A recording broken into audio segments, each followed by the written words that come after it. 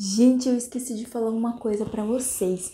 Decidi que eu vou começar a dar consultoria pro pessoal que tem muitas dúvidas ou que tá vindo pro Japão, quer vir pro Japão. Como que vai ser essa consultoria? Eu vou deixar um formulário aqui na descrição, tá bom? Do vídeo. Se por um acaso você tiver interesse, tá, em participar da consultoria, em receber essa consultoria, você preenche. No link, no formulário, tem o valor da consultoria. Se você não tiver interesse e não puder pagar pela consultoria, por favor, eu vou pedir que você não responda, tá bom? Porque pra eu não entrar em contato com você, nem nada, se você já sabe que você não tem condições, que você não pode, que você não quer. Agora, se você por um acaso quer, se você tem condições, tá? Você preenche o formulário, que vai ser, né, vai ser uma consultoria personalizada, eu vou entrar em contato com você.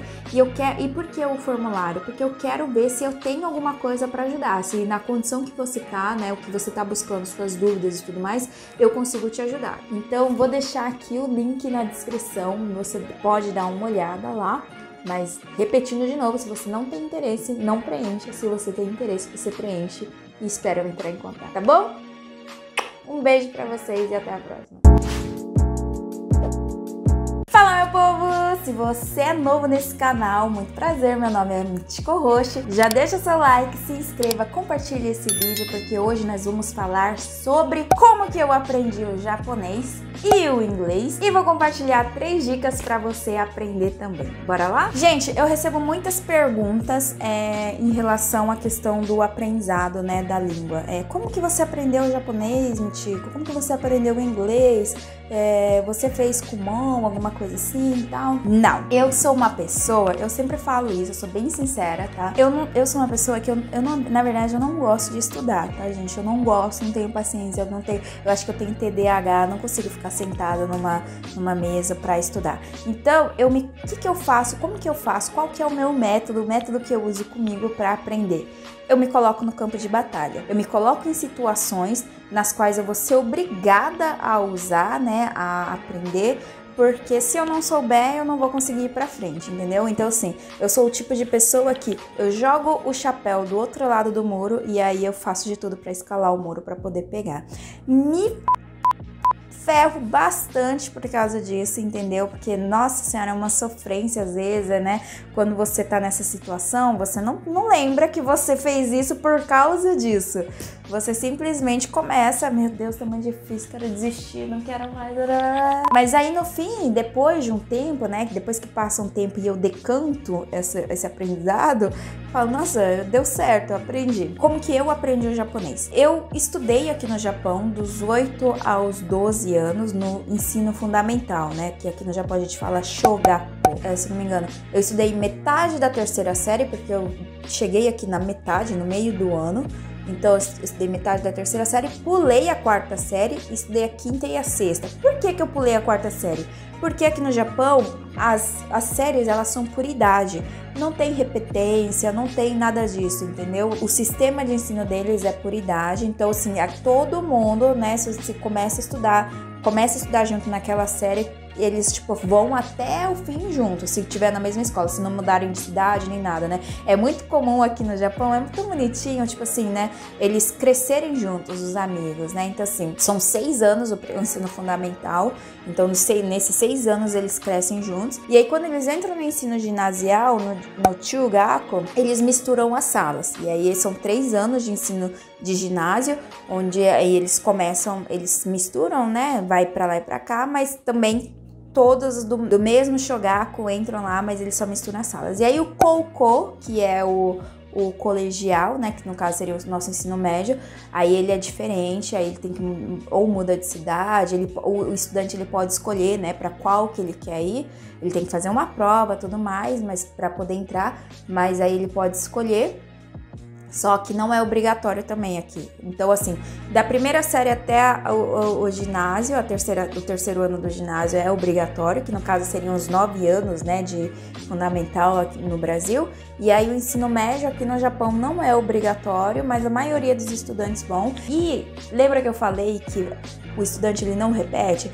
Entretanto, ele tem um sistema de pontuação e de desenvolvimento. Se por um acaso o estudante ele não tem um bom desempenho, né, na sala, se ele não tem uma boa pontuação nas provas, nos testes e tudo mais, ele não consegue entrar no colegial mais renomado, entendeu? Então, se ele quer realmente seguir uma carreira, se ele quer fazer uma faculdade, se os pais, eles, né, têm um planejamento de estudos bem montado para esse filho, ele precisa se esforçar durante toda a educação dele para que ele possa entrar no ensino médio bom. Caso contrário, ele vai, tipo, para qualquer ensino médio baratinho aí, né, que não tem tanta qualificação, e são esses geralmente que são os ditos furiô aqui no Japão, né, os meninos que são bosozoku, timpira, que se envolve com máfia, sabe, que seria o equivalente aos moleques que se envolvem com traficantes no Brasil. Por que eu comecei a falar tudo isso? Lembrei, estava falando sobre a minha trajetória na escola. E aí, né, eu pulei a 4ª série, porque é por idade. E por que isso aconteceu? Porque eu entrei na 3ª série, porque, né, na 3ª série tinha outros brasileiros. E como eu tinha acabado de chegar do Brasil, não sabia falar a língua, a escola deixou eu entrar na 3ª série para eu poder, né, me adaptar melhor junto com esses brasileiros. Só que aí, quando né, houve, né, a troca do ano letivo, eles não quiseram me manter ali e me colocaram no outro, né, na outra sala, porque de qualquer forma esses brasileiros, se não me engano, eles tinham saído, eles tinham ido embora pro Brasil, sabe? Então a gente não tava mais junto.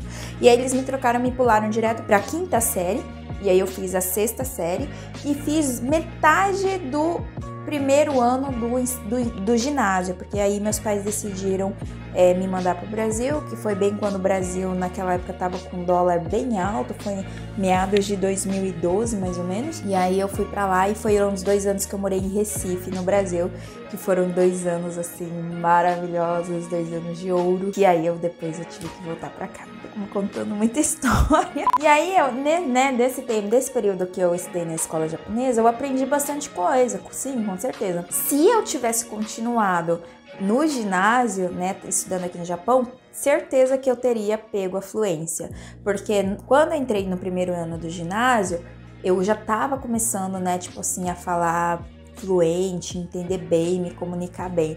Só que aí eu fui pro Brasil e em Recife, onde que eu ia usar o japonês? Não, tipo zero, nenhum contato, nada. E aí eu voltei pro Japão aos 15 anos, 2 anos depois. Eu já tinha esquecido muita coisa e quando eu voltei, eu comecei a estudar em escola brasileira, porque aí já era no ensino médio e tipo não tinha como eu entrar no ensino médio japonês, porque lembra que eu expliquei pra vocês que o ensino médio você entra conforme o seu desempenho na sua vida escolar, né? E ele nem é obrigatório, então assim, sem condições, sem opção. Eu também nem fui atrás, deve ter opção, mas assim, eu nem não entrei. E fui direto para a escola brasileira para dar continuidade no meu estudo. Mas assim, gente, escola brasileira, sério, as escolas vão querer me matar, talvez, mas é o dinheiro mais mal gasto aqui no Japão, sinceramente, para o seu filho. Tem muitos pais que eles optam, né, para chegar e colocar os seus filhos na escola brasileira, porque não querem que os filhos esqueçam, né, a língua materna, ou então porque tem um planejamento de ir embora logo para o Brasil. Mas eu particularmente acho que é a pior cagada que um pai pode fazer com um filho, colocar ele numa escola brasileira aqui. E isso eu falo tendo um filho e já tendo estudado em ambas as escolas, entendeu? Então, por experiência própria. Quando o meu filho, por exemplo, ele decidiu, porque meu filho ficou 4 anos no Brasil. Quando ele pediu pra mim, ele falou assim, eu quero voltar pro Japão, eu falei pra ele, você volta, mas você volta para entrar na escola japonesa, porque se for para entrar na escola brasileira, você não vem. Aí ele falou que não, que ele queria, porque ele realmente queria entrar na escola japonesa, porque o Victor ama o Japão, ama. Ele, tipo, por ele seria, tipo, de total japonês, sabe? Eu engravidei com 16 anos e com 17 anos eu entrei na fábrica para trabalhar. Já sabia aquele japonês, já tinha aquela base do japonês, né? Sabia ler e escrever hiragana, katakana, alguns kanjis, né? Muitos eu já tinha esquecido. Já sabia o básico de japonês, né? Do dia a dia para chegar e para me virar. Entretanto, em fábrica a gente não aprende, em fábrica a gente não desenvolve, não à toa. Tantas pessoas moram 20 anos, né? Estão aqui há 20 anos e não sabe falar japonês até hoje. Por quê? Porque fábrica tem muito brasileiro, a gente não precisa passar por entrevista, você não tá ali para estudar, entendeu? entendeu? Você não tá ali pra aprender. A maioria das fábricas você não pode conversar. Então assim, você não aprende, não desenvolve. Que foi quando eu já falei aqui em outros vídeos, né? Eu sempre compartilho isso. Com 10 anos de Japão, quando eu completei 25 anos, que eu me toquei, eu pensei, cacete, eu estou há 10 anos nesse país e eu ainda não sei falar essa língua fluentemente. Que vergonha. E, tipo, eu me senti o pior ser humano e eu falei assim, eu preciso fazer alguma coisa pra mudar isso. Qual que foi a minha solução? Eu, Michiko, o que eu optei por fazer? Vou entrar em um trabalho que seja um ambiente japonês e vou aprender no campo de batalha. E aí foi quando eu cheguei e fui fazer a minha primeira entrevista na Starbucks.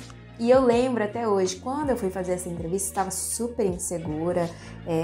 Eu tipo, sabia falar aquele japonês assim, bem assim, gaguejando e tudo mais, sem muita confiança, sabe? E aí eu falei, né, pra gerente que eu não tinha experiência, nunca tinha trabalhado com atendimento. Isso é uma coisa que pesa muito no Japão, né, na hora da entrevista e tudo mais. Mas eu, tipo, tinha muita força de vontade, eu queria muito aprender, queria muito me desenvolver.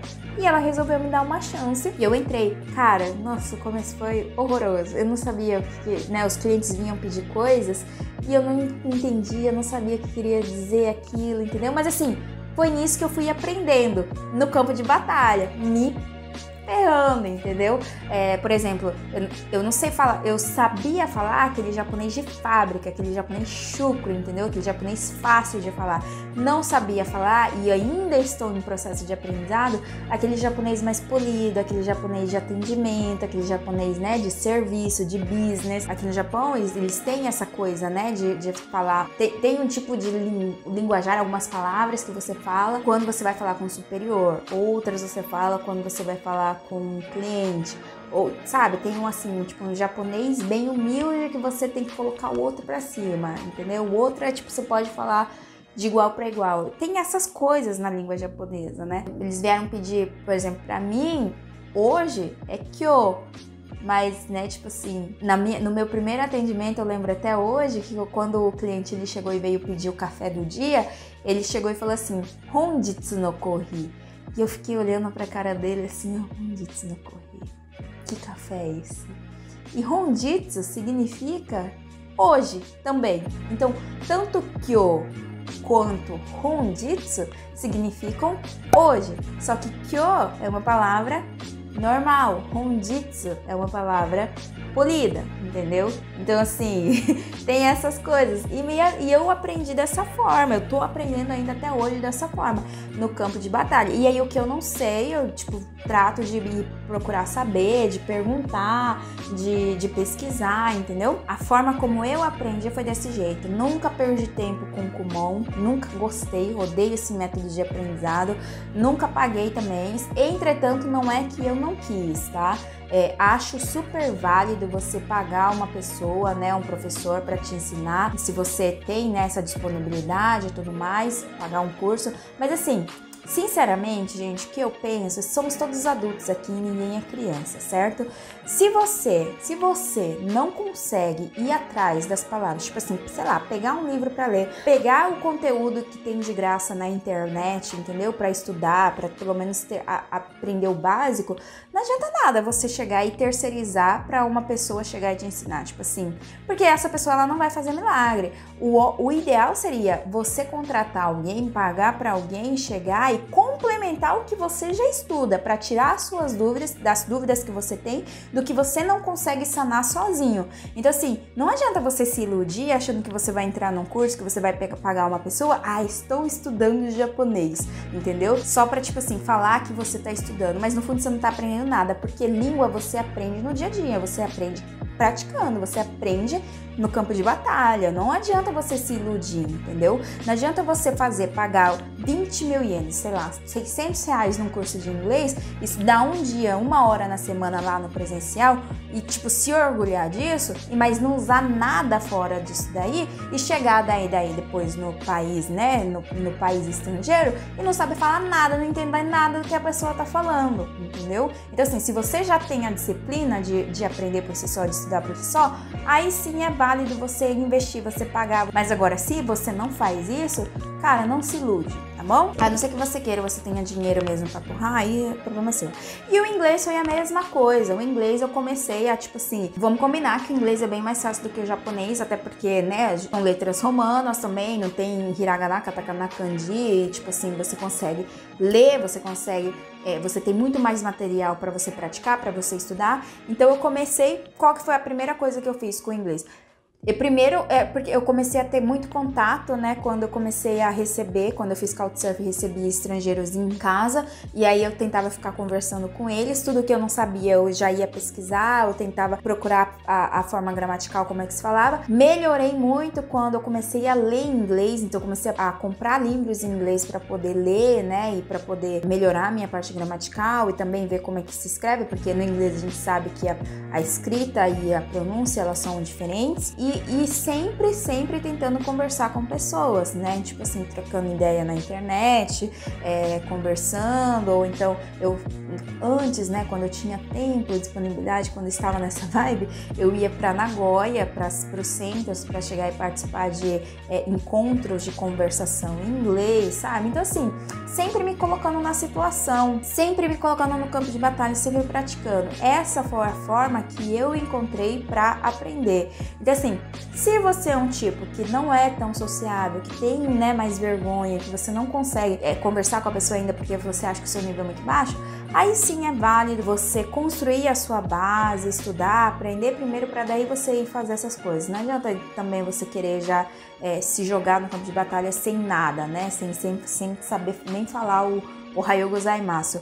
Mas se você não tentar também, se você não começar hoje a praticar, você nunca vai sair do lugar. Não adianta ficar dando desculpinha pra você, tá bom? Então assim, quais são as 3 dicas que eu dou pra você aprender a língua? Dica número 1, pratica. Tudo que eu falei aqui, na verdade, eu só vou repetir, tá? Mas agora eu vou compilar ela em dicas. Pratica, coloque-se em situações que te obriguem a usar. Essa é a melhor forma de você aprender. Se por um acaso você tá no Brasil e você quer aprender, sei lá, tenta arranjar aí, vai no iTalk, né? Paga lá daí então para uma pessoa chegar e conversar com você, entendeu? Tem vários, hoje em dia, né, na internet, no seu celular, você entra em um monte de aplicativo, tem um monte de gente disponível, entra em sites de relacionamento, se você é solteiro, entra em grupos, entendeu? De conversação da língua, cara, que tem de gente nessa internet para conectar com você.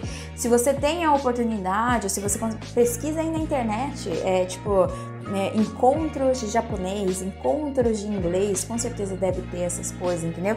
Arranja aí algum amigo, o contrário também existe japonês que quer aprender português, entendeu? Então assim, que tem muito interesse na cultura. Então assim, faz troca de figurinha, cara, arranja essa galera.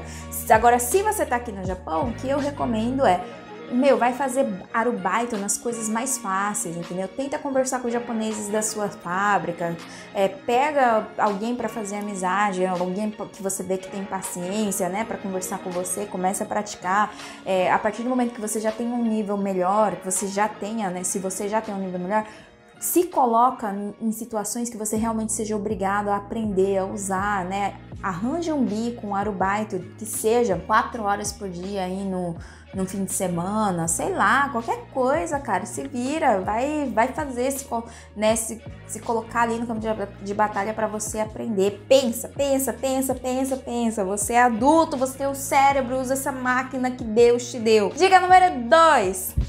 Esteja consciente! Você nunca vai aprender nenhuma língua se estudar 1 hora por semana e depois fechar o seu cérebro. Foi justamente isso que eu já falei no meu discurso aqui, mas isso aqui é muito mais pra galera que mora aqui, né? Para os brasileiros que moram aqui no Japão. Você tem a informação ao seu redor o tempo todo, entendeu?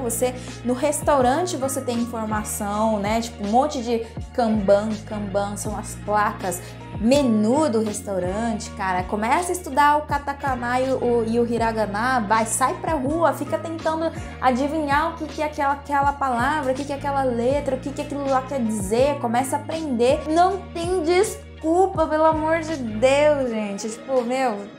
E isso é estar consciente. Então, língua não é só você estudar 1 hora na semana ali, fazer o seu curso, pagar 20 mil para aquilo, ou então só preencher ali os seus papéis do Kumon e pronto, já era. Você não sai do lugar desse jeito, entendeu? Então, assim, tem que estar consciente, tem que assista filmes, ouça música, veja desenho, leia livros, sabe? Busque fontes, busque material para vocês chegarem e para vocês aprenderem sempre. Estejam sempre colocando input dentro de vocês. E dica número 3, busque o significado e a gramática de tudo que você não souber na hora. Isso daqui eu sempre faço. Então, por exemplo, assim, tô conversando ali com um crush, tô trocando ideia ali com um gringo, e aí eu quero falar alguma frase pra ele e não sei falar.